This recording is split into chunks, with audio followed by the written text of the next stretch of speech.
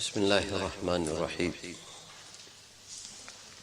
والصلاة والسلام على سيد المرسلين وعلى آله وأصحابه أجمعين أما بعد حدثنا عبد الله بن عبد الرحمن أخبرنا عمرو بن عاصم أخبرنا حماد بن سلمة أخبرنا حميد عن أنس رضي الله تعالى عنه قال رأيت شعر رسول الله صلى الله عليه وسلم مخضوبا. قال حماد وأخبرنا عبد الله بن محمد بن عقيل قال رأيت شعر رسول الله صلى الله عليه وسلم عند أنس بن مالك مخضوبا. Anas radiyallahu ta'ala anhu, first riwayat narrated by Anas radiyallahu ta'ala anhu. Anas radiyallahu ta'ala anhu said that I saw hair Mubarak of Nabi sallallahu alayhi wasallam, and I saw it with khidab. I saw it that henna was applied onto the hair Mubarak of Nabi sallallahu alayhi wasallam. And Abdullah ibn Muhammad ibn Aqil said that I saw hair Mubarak of Nabi sallallahu alayhi wasallam, and it was with Anas radiyallahu ta'ala anhu, Anas ibn Malik radiyallahu ta'ala anhu, and it was with khidab, it was with henna, it was dyed, dye was applied. So last riwayat in this chapter, that whether Nabi sallallahu alayhi wasallam applied dye, applied khidab, applied henna onto his hair Mubarak or not. The hadith sharif is being narrated by Anas radiyallahu ta'ala anhu.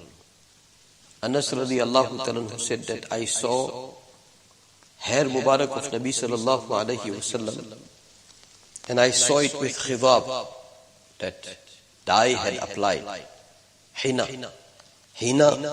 had applied onto the hair Mubarak of Nabi sallallahu alaihi wasallam. And then Abdullah ibn Muhammad ibn Aqil, he said that I saw hair of Rasulullah sallallahu alaihi wasallam, and it was by Anas radiyallahu ta'ala. It was by Anas radiyallahu ta'ala, and that hair which I saw by Anas radiyallahu ta'ala, it was with khidab, with henna. It had applied dye. So this is where chapter ends. And first thing, Shaykh Zakaria rahmatullah alayhi has written that into the previous chapter, the title was that whether hair Mubarak of Nabi Sassam had gone white or not. That was the previous chapter. In that chapter, Anas radiyallahu ta'ala was asked that did Nabi Sassam apply henna? Did he apply dye? Did he do khidab? So Anas radiyallahu ta'ala said no. In that chapter, first riwayat was. In this riwayat, in this chapter, these last two riwayats, the first one, Anas radiyallahu ta'ala saying that I saw hair of Nabi Sassam, it had applied dye, it had applied khidab, it had applied henna. And then that Abdullah ibn Aqil, Abdullah ibn Muhammad ibn Aqil, he said that I saw hair Mubarak, it was by Anas radiyallahu ta'ala. It was with Anas radiyallahu ta'ala, and I saw it that it had applied khidab. It was with dye. So Shaykh Zakaria rahmatullah alayhi said that these two riwayats are contradicting. When Anas radiyallahu ta'ala was asked that Nabi Sassam, did he apply khidab? He said no. And according to this riwayat, Anas radiyallahu ta'ala himself saying that I saw hair Mubarak of Nabi Sassam with khidab. So there is a contradiction. So then Shaykh Zakaria rahmatullah alayhi has given an answer that both riwayats are depending on two different times, onto two different times. Nabi sallallahu alaihi wasallam, when he was not that aged, then Nabi Sallallahu did not apply any khidab. And when time was different, then Nabi Sallallahu applied khidab, and that is the hair Abdullah saw by Anas radiallahu. And Anas radiallahu anhu said that I saw hair Mubarak of Nabi Sallallahu with khidab. Now, that is what we were intending to discuss this Fajr time, but we forgot.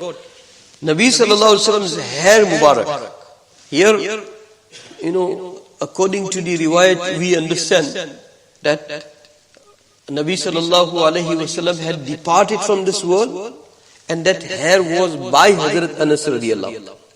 That is what Abdullah ibn Muhammad ibn Aqil said, that I saw hair of Nabi Sallallahu Alaihi Wasallam by Anas radiallahu. So, Tabi'i is saying, Tabi'i. And Tabi'i saw hair of Nabi Sallallahu Alaihi Wasallam by Anas radiallahu.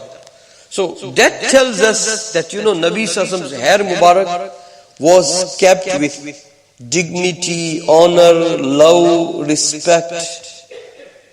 In fact, according to historical riwayat, when Khilafat Uthmaniyah from Turkey, when they brought things which were belonging to the Rasulullah or to the family of Nabi to Istanbul, then they had brought it in such a manner that they bring in one of the greatest wealth of all times. Not only that, we went through some of the historical riwayat that people, like especially from the Ottoman Empire, some of the Amir and some of their leaders, whenever they used to go to Rasulullah Sallallahu Alaihi Wasallam's Roda Mubarak, they used to take something as a noble gift, and they used to leave it. One of the Sultan or one of the Amir from the Ottoman Empire took such diamond that diamond was so valuable that with that diamond you can buy kilos of gold and present it. So that's why when this new kingdom they took over, they had a lot of belongings from Kaabatullah and from the Roda of Nabi Sallallahu Alaihi Wasallam.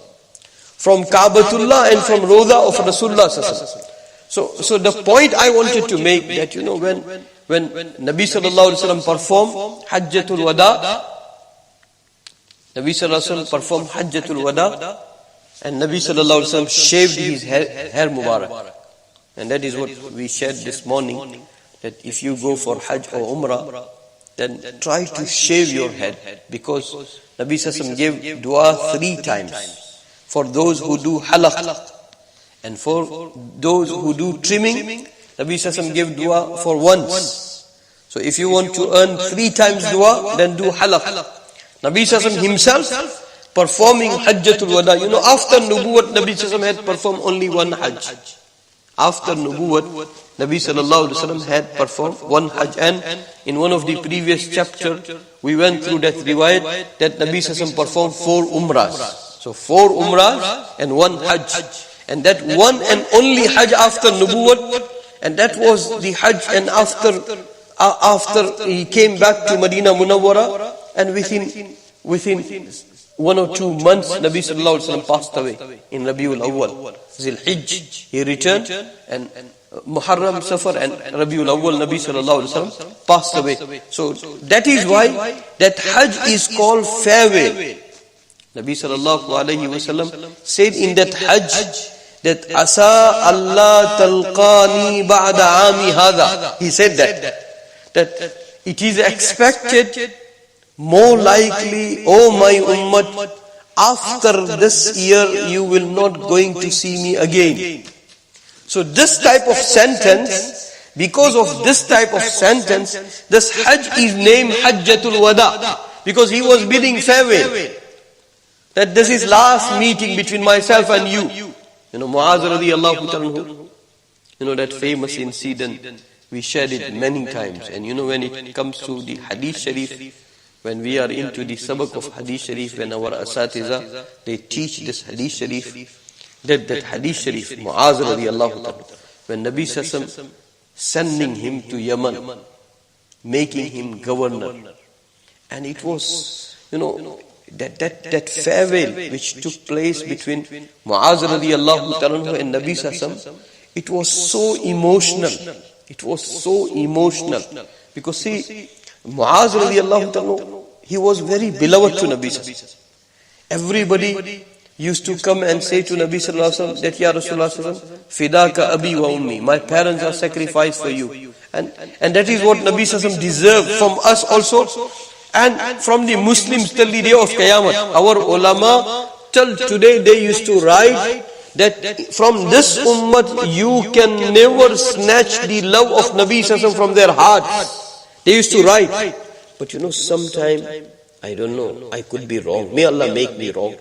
But sometime now we are fearing that last wealth which we have, and that is the ishq and muhabbat of Nabi Sallallahu Alaihi Wasallam, it is at risk now. It is at risk. It is being created. Sometimes it looks like that, it is becoming so weak that maybe robbers will rob it away. May Allah subhanahu wa ta'ala protect us. May Allah subhanahu wa ta'ala protect us.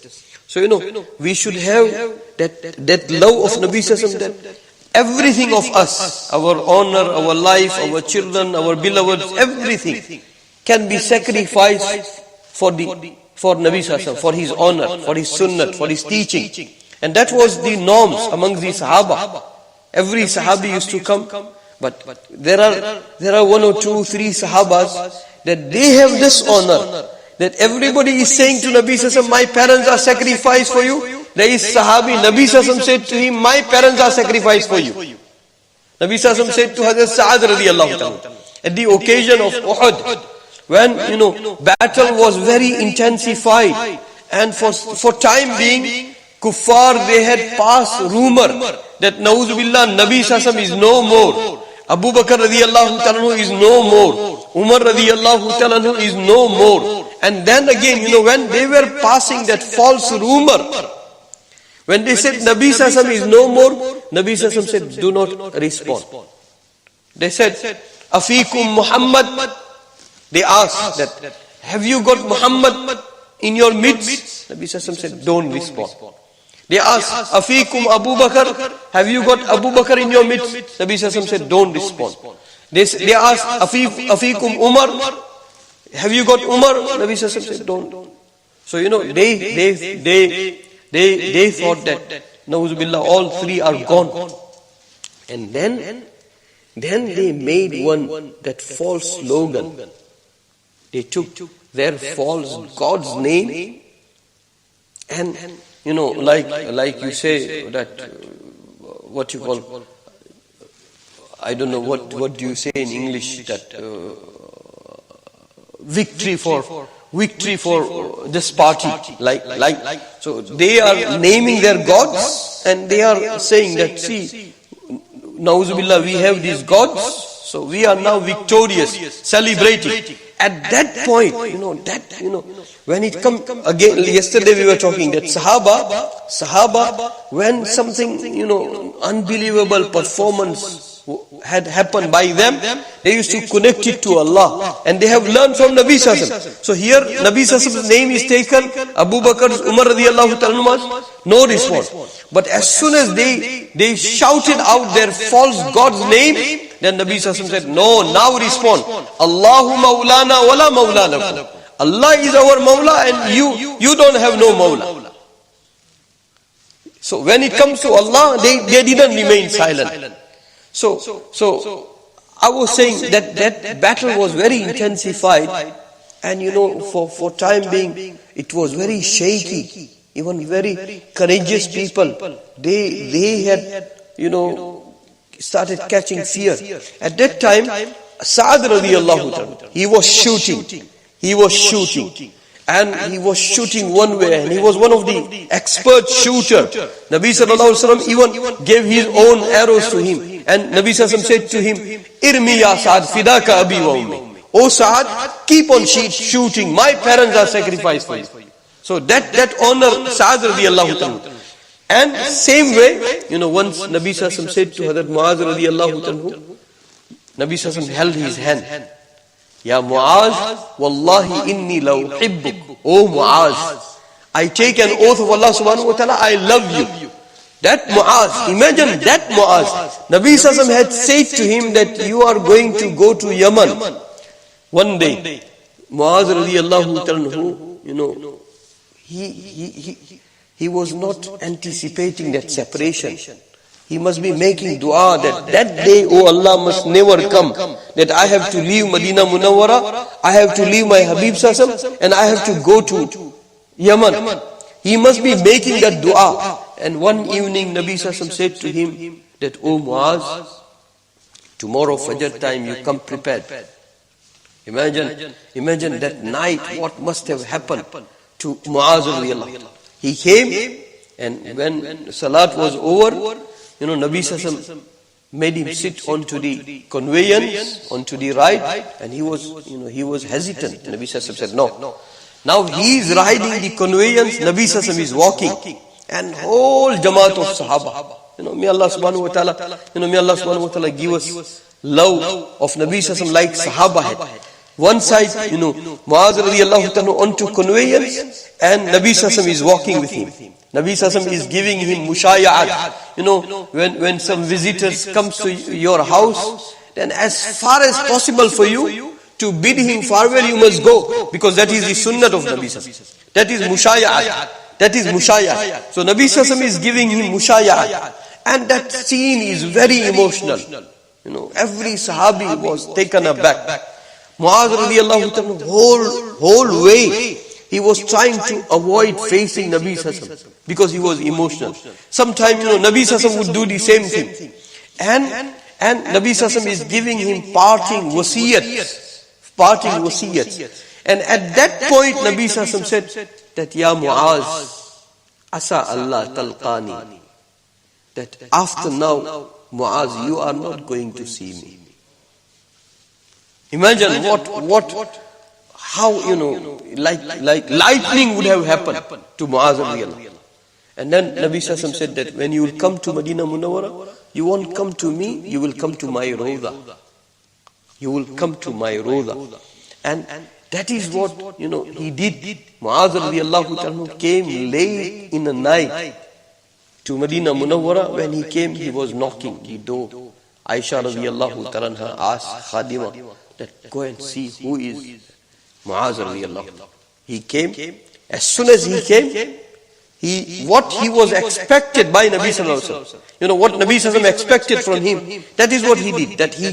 Now he's coming to Medina Munawwara, he's looking for Nabi Sallallahu Alaihi Wasallam. Nabi Sallallahu Alaihi Wasallam is not there. Nabi Sallallahu Alaihi Wasallam said to him that, "You will look for me, but you won't find me. You will find my Rawda." So there he came. And that is what every Sahabi did. What was Nabi Sallallahu Alaihi Wasallam expecting from every Sahabi? They met the expectation of Nabi Sallallahu Alaihi Wasallam more than 100%. So, may Allah subhanahu wa ta'ala. So, Sa'ad radiallahu ta'ala, at that point, he was shooting, and Nabi sallallahu alayhi wa sallam said to him that my parents are sacrificed for you, and Nabi sallallahu alayhi wa sallam gave him 3 dua, that Allahumma saddid sahma, Allahumma ajib da'wata, waghfir dhanba. Oh Allah, make his arrow arrive on target. Oh Allah, make him expert shooter. And oh Allah, accept his dua. And oh Allah, forgive his sins. So that battle was very intensifying. In that battle, Talha radiallahu ta'ala became shield. I think that is what we discussed this morning, Fajr time. Talha radiallahu ta'ala became shield. And he protected Nabi sallallahu alayhi wasallam. And according to some riwayat, that he was not backing Nabi sallallahu alayhi wasallam to pay respect. He was facing, and he was taking all the arrows. So, made such a sacrifice. When Hajjatul Wada came, Nabi sallallahu alayhi wasallam shaved his hair, Mubarak. Half of his hairs were given him to Hazrat Talha radiallahu. And half of them, they were distributed among the Sahaba. So that's why we can safely say that there must be many hairs of Nabi Sallallahu existing in our world.